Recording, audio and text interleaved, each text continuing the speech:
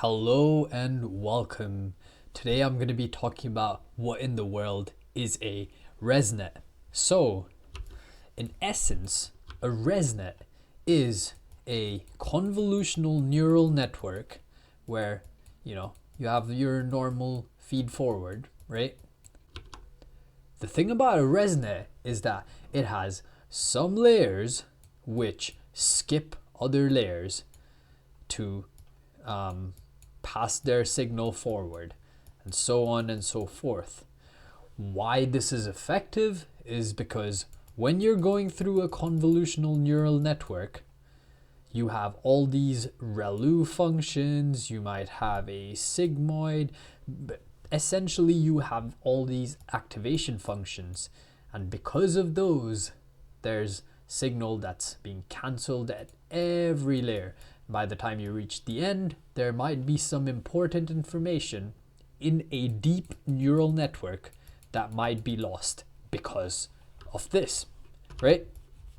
It makes logical sense, and you know what? Papers back it up. So this is the paper that I'm talking about. This is deep residual learning for image recognition. This is where these 5 researchers do exactly this, and this is where the model's idea was initially published, right?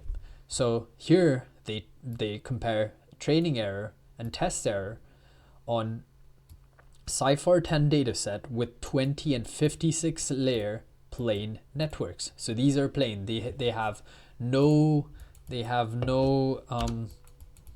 what's it called? They have none of these. They have none of those, right?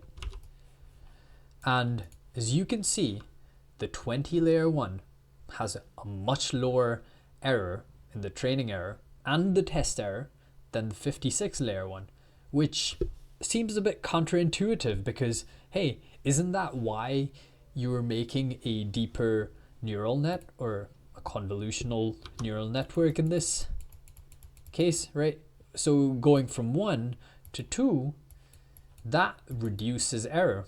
Then going from 2 to 4, that usually again reduces error. So why not going from 10 to 100? Why doesn't that work, right? Because of the aforementioned problem. You have all these non-linearities, right? That's not the one. It's something like that, right? Or you have all these non-linearities. Now, what a non-linearity is basically it's a function that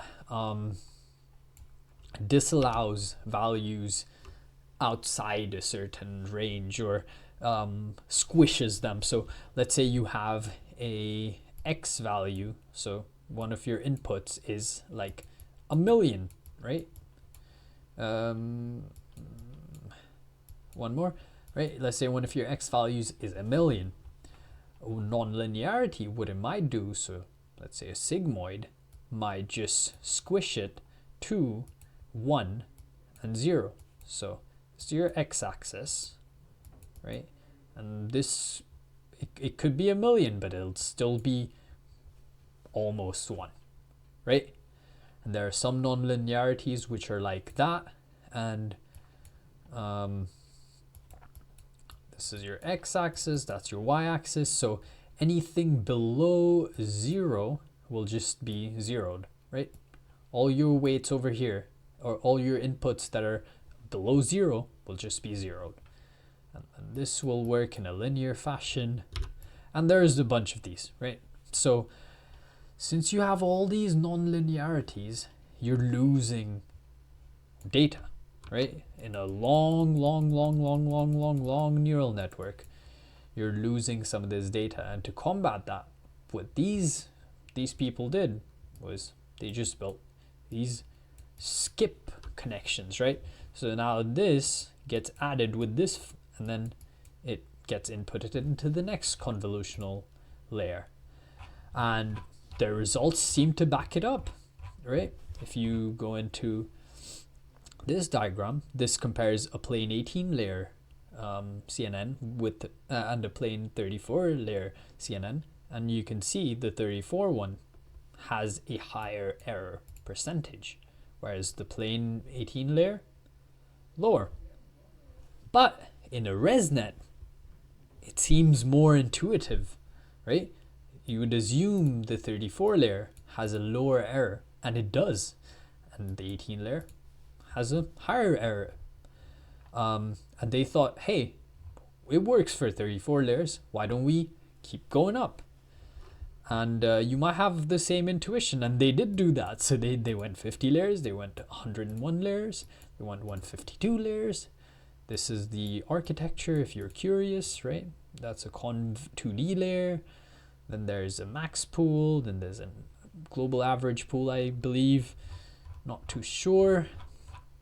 And yeah, so they even went as far up as 1202 layers. But in fact, what they found was their error was higher than the 100 layer one. And what they suspect is, hey, maybe it was just overfitting. And yeah, probably a good guess, right? So yeah, 20 was this, and then this, and then this, and then this. So it went all the way down to 6.43. But yeah, that's just how it works. Anyways, if you enjoyed that, if you got sort of the gist, if you got an intuition for it, please leave a like or leave a comment. If I got something wrong, please be sure to correct me. I'm still learning all this, and I thought, hey, teaching is one of the best ways to learn. So I am. Anyways, have a great day. Bye-bye.